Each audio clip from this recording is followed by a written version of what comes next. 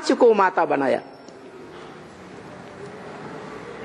यही परंपरा भारत में चली आई। तो देखो बोला भी है, जो ब्रह्मा सो विष्णु। ब्रह्मा की 4 भुजाएं हैं। 4 भुजा का मतलब है 4 सहयोगी आत्माएं। तो विष्णु की भी 4 भुजाएं माना 4 सहयोगी आत्माएं। इसलिए साक्षात्कार से बनाए गए त्रिमूर्ति के चित्र में जो विष्णु है नामधारी, उसके नीचे 4 नाम दिए हुए हैं।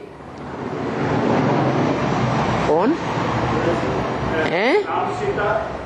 ब्रह्मा के साथ सरस्वती, शंकर के साथ पार्वती, कृष्ण के साथ राधा और राम के साथ सीता। अब भुजाएं जड़ होती हैं या स्वयं चालित होती हैं? किसी के द्वारा चलाई जाती है। तो भुजाओं को जो चलाने वाली शक्ति है वो भुजाओं के अंदर है या भुजाओं से भी ऊपर है? जो भुजाओं से ऊपर है वो टेम्परेरी रथ ब्रह्मा नहीं है। टेम्परेरी रथ अनेक हो सकते हैं, लेकिन मुकर्रर रथधारी जो ब्रह्मा, वो ही मुकर्रर रथधारी विष्णु।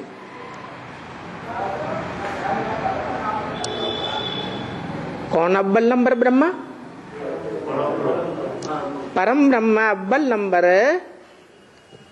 तो कौन आत्मा? जो मनुष्य सृष्टि का 500-700 करोड़ प्रजा का पिता है। सब जानते हैं आदि में पिता होता है, बाद में पति बनता है। शास्त्रों में अंत समय का टाइटल दिया हुआ है, नाम या आदि का टाइटल दिया हुआ है। अंत का टाइटल है प्रजापति। आदि का टाइटल प्रजापिता हमें बाप ने बताया। तो जो मनुष्य सृष्टि का आदि पुरुष है, आदि बीज, उस मनुष्य सृष्टि के पिता में, बीज में शिव ज्योति बिंदु जब प्रवेश करता है तो जैसे दादा लेखराज का नाम बदलकर क्या रख दिया? ब्रह्मा। ब्रह्मा कुमारी ईश्वरी विश्वविद्यालय नाम चला, दादा लेखराज विद्यालय नहीं नाम चला। क्या नाम चला है? हाँ, ऐसे ही आदि में जिस पुरुष तन में प्रवेश किया उसका नाम क्या रखा? काम निकालने के लिए ब्रह्मा, प्रजापिता नहीं। क्या नाम रखा? ब्रह्मा। पिता तो वो खुद ही है। उसे क्या चाहिए? उसे नई सृष्टि रचने के लिए क्या चाहिए? माता चाहिए। तो जिस तन में भी प्रवेश करता हूं उसका नाम माता, मां दिया। क्योंकि अव्वल नंबर माता है, इसलिए परम ब्रह्म हो गया। वो परम ब्रह्म के द्वारा जो सृष्टि रची जाएगी वो टेम्परेरी माताओं के द्वारा अव्वल नंबर की सृष्टि होगी कि नंबर बार होगी? है जो परम पुरुष अव्वल नंबर की माता के द्वारा सृष्टि रचेगा, अव्वल नंबर ब्रह्मा के द्वारा वो सृष्टि जो अव्वल नंबर में रची जाती है, वो सृष्टि बाद वाली माताओं के द्वारा जो सृष्टि रची जाएगी उसके मुकाबले श्रेष्ठ और ज्यादा शक्तिशाली होगी कि कम होगी? ज्यादा शक्तिशाली होती है। इसलिए उसका नाम दिया है सूर्यवंश। क्यों? क्योंकि जिसमें प्रवेश होता है असली ज्ञान सूर्य का, जो सदैव डिटैच होकर पार्ट बजाती है आत्मा, वो सुप्रीम सोल माता का भी पार्ट बजाता और पिता का भी पार्ट बजाता। यज्ञ के आदि में दोनों ही पार्ट थे, माता का भी और पिता का भी है। हाँ, तो जो आदि में सो अंत में भी, आदि में जो तन में प्रवेश किया वो पतित तन था या पावन तन था? और आत्मा भी पतित आत्मा थी। फिर जो परम पुरुष ने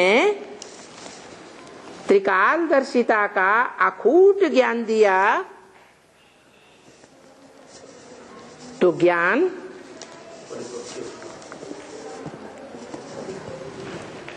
बांटने से बढ़ता है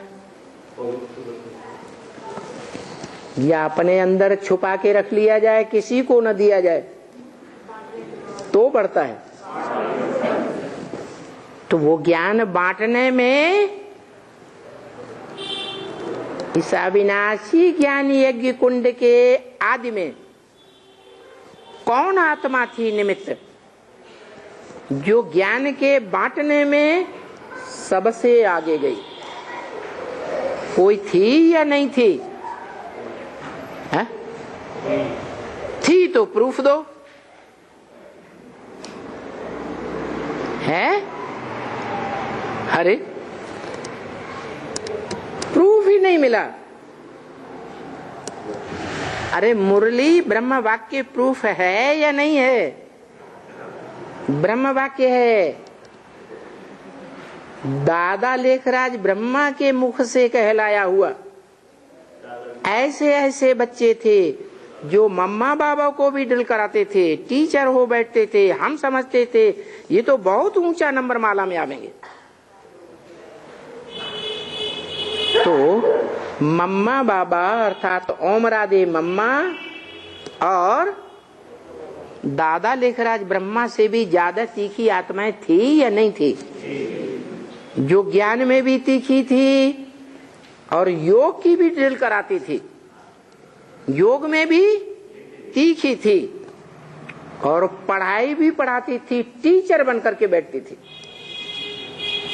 तो सुप्रीम टीचर के रूप में, प्रैक्टिकल पार्टधारी के रूप में थी या नहीं थी? थी।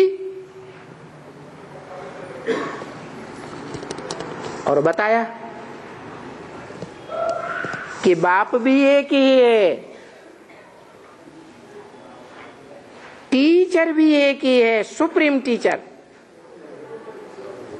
और जो बाप है बीज डालने वाला, जो गीता में लिखा है अहम बीज प्रदपिता, मैं ज्ञान का बीज डालने वाला पिता हूं। किसने कहा?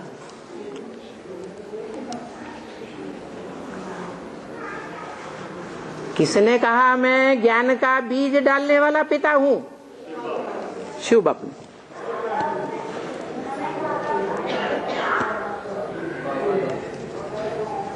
निराकार आत्माओं का बाप, निराकार सुप्रीम सोल शिव निराकारी ज्ञान का वर्षा देगा या साकार वर्षा देगा स्वर्ग का? है? निराकारी ज्ञान देता है। तो जिसने निराकारी बन करके निराकारी था और निराकारी ज्ञान दिया त्रिकालदर्शिता का, वो स्वयं कहता है कि मैं मास्टर त्रिकालदर्शी नहीं हूं। तुम बच्चे नंबरवार मास्टर त्रिकालदर्शी हो। मास्टर का मतलब प्रैक्टिकल, शरीर के द्वारा, कर्मेंद्रियों के द्वारा करके दिखाने वाले।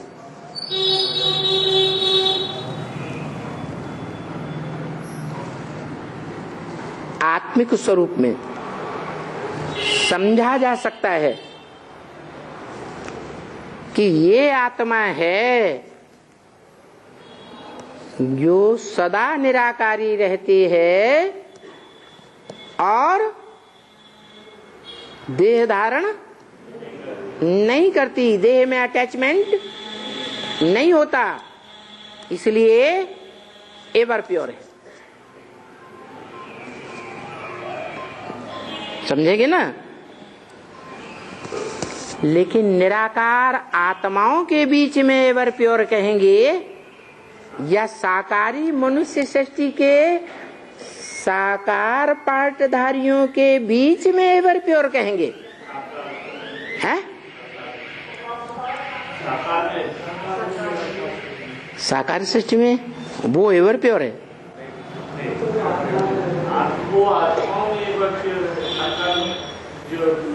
आत्माएं तो सदा प्योर है। आत्माओं का बाप भी सदा प्योर है। अगर आत्मा है तो, देह की स्मृति नहीं है तो इस मनुष्य सृष्टि रूपी रंगमंच पर कौन है साकार मनुष्य जो एवर प्योर है? प्रैक्टिकल में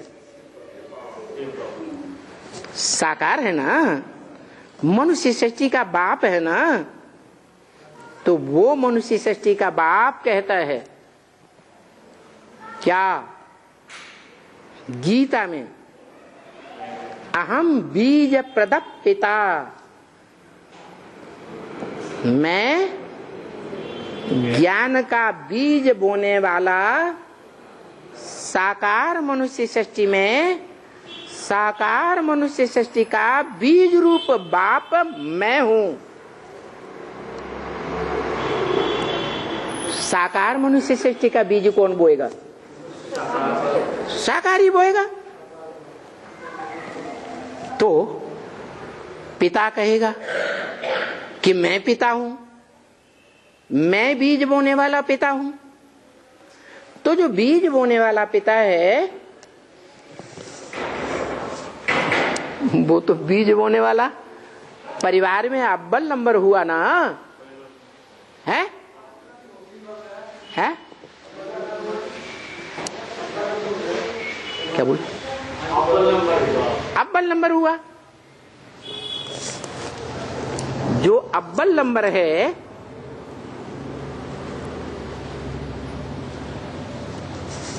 वो इस मनुष्य सृष्टि में लोग कहते हैं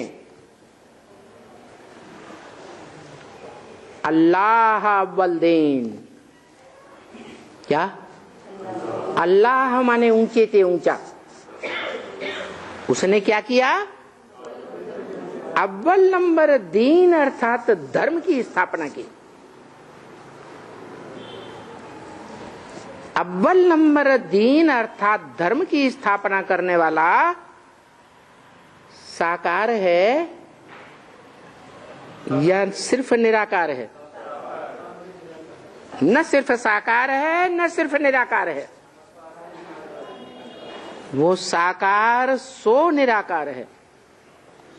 क्या है? वो साकार पुरुषार्थ करके सो निराकार बनता है। और जब साकार निराकार बन जाता है कॉम्बिनेशन, तो उसको कहा जाता है कि ये दुनिया पुरुष रूपी आत्मा और प्रकृति प्रकृष्ट रूपी रचना पहली माता। परिवार की पहली रचना कौन? माता। वो दोनों है। इसलिए शिवलिंग के सामने जाते हैं शिवालय में तो हाथ जोड़कर स्तुति करते हैं, त्वमेव माता च पिता त्वमेव त्वमेव सर्वम मम देव देव। तुम्हारे साथ मेरे सर्व संबंध हैं। इसका मतलब ये हुआ कि वो संबंधों की दुनिया में, ये साकार दुनिया संबंधों की दुनिया है ना, उनमें अव्वल नंबर का संबंधी क्या है? पिता है। पिता का काम है पहले पहले बीज बोना। उस पिता ने बीज बोया तो किसमें बीज बोया है?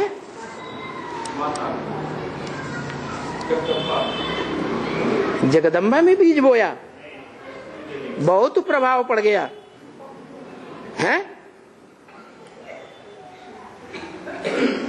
अरे जगदम्बा में बीज बोया, वो ज्ञान का बीज बोया या भक्ति का बीज बोया है? और भगवान किस लिए आता है? वो तो ज्ञान का बीज बोने के लिए आता है ना। तो जिस मुकर्रर रथ में प्रवेश करता है वो मुकर्रर रथ वो ही कहता है, तुलसी कृत रामायण हिंदी में लिखी गई है, हिंदी में बोलता है, यही जानो तेही देव जनाई। उसको तुम जानकारी दे देते हो, काई की? उसकी भी जानकारी दे देते हो कि तू है, क्या है? तीनों काल में सत्य। इस संसार में क्या जानकारी देता है? कि तू इस संसार में तीनों काल में सत्य है। और सत्य का मतलब ये नहीं कि तेरे अंदर सत्य का ज्ञान है सदा काल, नहीं, तेरे अंदर सत्य का ज्ञान देने वाला मैं हूं। तू तो अंतिम जन्म में पत्थर बुद्धि बन जाता है, ब्राह्मण चोटी बन जाता है। चोटी में कोई जान नहीं होती है, संकल्प विकल्प नहीं होता है, पत्थर जैसा। तो मैं किसका आधार लेता हूं? परम ब्रह्म जिसका नाम दिया वो तन का आधार लेता हूं या आत्मा का आधार लेता हूं? है? तन का आधार लेता हूं। अरे पुरुष को क्या चाहिए? पुरुष को क्या चाहिए? कैसा चोला चाहिए? मेल चाहिए या फीमेल चाहिए? जो पुरुष रूपी आत्मा कहा जाता है वो आत्मा मेल है या फीमेल है? मेल है। और वो तो ऐसा मेल है जो परम पुरुष कहा जाता है, सुप्रीम सोल। तो वो सुप्रीम सोल को क्या चाहिए? नया परिवार रूपी सृष्टि रचने के लिए, वसुधैव कुटुंबकम रचने के लिए क्या चाहिए? माता चाहिए। कैसी माता चाहिए? है? अरे शादीशुदा चाहिए जो कोई ने पहले से ही झूठी कर रखी हो, या फ्रेश कन्या चाहिए पर माता नहीं? क्या चाहिए? अरे हंसने की बात नहीं, कन्या चाहिए। परम पवित्र चाहिए ना, तो वो निराकार है। निराकार के अंदर निराकारी सत्व है, सार। और साकार मनुष्यों के अंदर भी कोई साकार में सत्व है, जिस सत्व को जीवन में जो धारण करती है फीमेल, और सच्चाई से धारण करती है। क्या? हाँ, झूठ बोलने वाली ना हो। ना ना ना, मैंने किसी का साथ नहीं किया। तो जो सच्चाई से उस सत्व को धारण करती है, जो सत्व उस पर पुरुष के पास है, और उस पुरुष ने उस धारण करने वाली को चुन लिया आशिक बनकर। दुनिया में ऐसे ही तो होता है। जो भी प्राणी होते हैं वो आशिक बनते हैं मेल के रूप में, और फीमेल को माशूका बनाते हैं।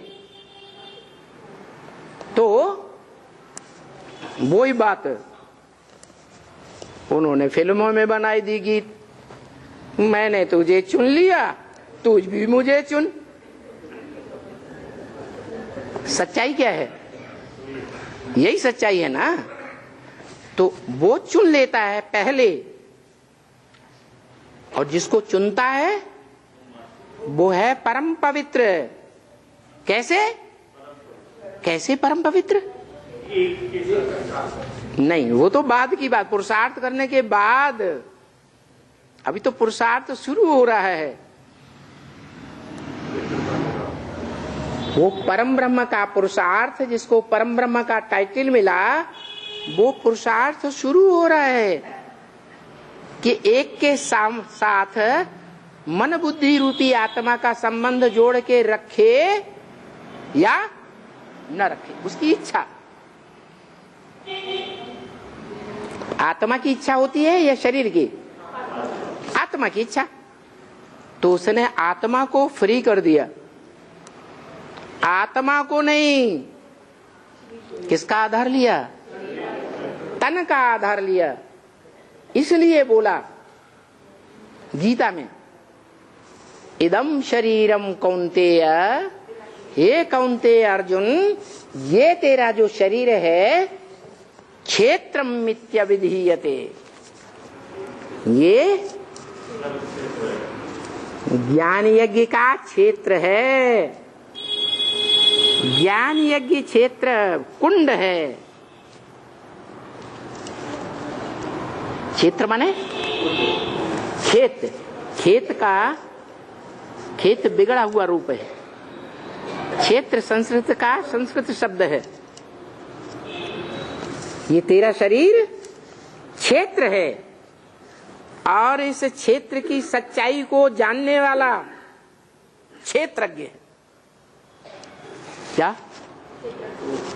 तू क्षेत्र है, हे अर्जुन, तू क्षेत्र है, और वो क्षेत्रज्ञ।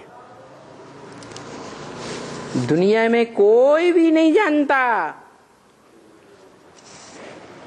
कि ये क्षेत्र है, जिस क्षेत्र में अहम बीज प्रदप्पिता, मैं ज्ञान का बीज बोता हूं। ज्ञान का बीज क्या बोता है? कि इस मनुष्य सृष्टि में तू ही सत्य पार्ट बजाने वाला है, बाकी सब नंबरवार झूठे हैं। सत्य सदा काल होता है, या कभी होता है कभी नहीं होता है। और सत्य एक होता है या अनेक होते हैं। God is truth, truth is one. God is truth. God उसे ही कहा जाता है जो सच्चा है, और जो सच्चा है वो एक ही है, और तेरे में वो सत्य है। मना जिस तन का आधार लिया है उस तनधारी आत्मा में आत्मा है या नहीं है? पत्थर बुद्धि का पार्ट बजाने वाली है। तो जो आत्मा है उस आत्मा के जन्म जन्मांतर जो सत्य का पार्ट है वो जानने वाला क्षेत्रज्ञ, ज्ञ माने जानकार, क्षेत्रज्ञ माने क्षेत्र को जानने वाला मैं हूं। और वो कहता है तू सत्य है, इसलिए तेरे में, तेरे तन में मैं बीज डालता हूं। क्या दुनिया में भी जो पिता होते हैं परिवार के, वो तन ढूंढते हैं या पार्टधारी आत्मा को महत्व देते हैं? तन की सुंदरता पर फिदा होते हैं, अंदरूनी सुंदरता हो चाहे बाह्य सुंदरता हो, गुणों की सुंदरता पर फिदा होते हैं ना। आशिक सुंदरता का आशिक है, अंदर और बाहर दोनों प्रकार की सुंदरता देखता है। तो सुंदरता क्या देखी है? सत्य। 84 जन्मों में भी जो भी पार्ट बजाया है, सत्य पार्ट बजाया है या झूठ पार्ट बजाया है? मैंने जिस सच्चाई का ज्ञान दिया है, सत्य का ज्ञान ज्ञान है या झूठ का ज्ञान ज्ञान है? सत्य का ही ज्ञान ज्ञान है, झूठ का ज्ञान ज्ञान नहीं है। तो जो मैंने सत्य का ज्ञान दिया था 5000 वर्ष पहले, वो सत्य का ज्ञान तूने ही तीनों कालों में धारण करके रखा। और द्वैतवादी दुनिया भी भले आती है तो भी उस द्वैतवादी दुनिया में एक का ही नाम वाला किया। एक माने सत्य, सत्य का ही नाम वाला किया, झूठ से टकराया। क्या? जैसे तुलसीदास कलयुग के मध्य में जन्म लिया, उस समय भारत में प्रकांड विद्वान वो ही माने जाते थे, पब्लिक उन्हीं को श्रेष्ठ विद्वान मानती थी, साधु संत महात्मा मानती थी, जो संस्कृत जानते थे। क्या? संस्कृत के विद्वान पंडित आचार्य होते थे, उन्हीं की मान्यता थी। ऐसे पंडितों के बीच, विद्वान पंडित आचार्यों के बीच उनका विरोध करके संस्कृत में पुराण न लिखे, हिंदी में लिखे, जो हिंदी उस समय प्रचलित भाषा थी, प्रजा की भाषा थी। तो बताओ विरोध होगा या नहीं होगा? भयंकर विरोध के बीच में उन्होंने रामायण हिंदी में लिखी और बता दिया, तुलसी गरीब निबाज की कोई न पूछे बात। क्या? उनकी कोई मान्यता नहीं थी संसार में, जब इतना श्रेष्ठ ग्रंथ लिखा।